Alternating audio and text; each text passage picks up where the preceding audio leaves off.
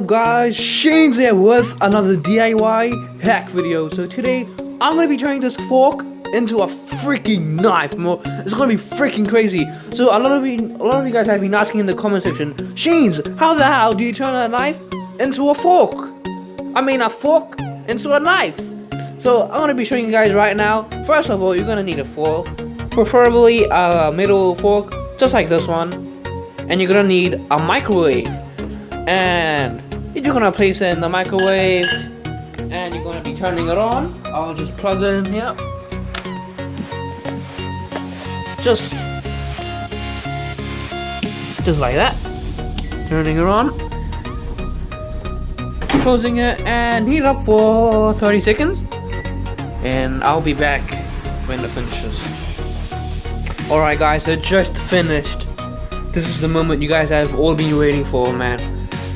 Whew, are you guys ready, man? This is like the most insane DIY hack of 2020, man.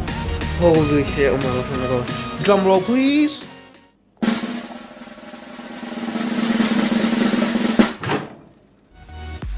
Holy frick! Oh my gosh, guys! A knife! Oh!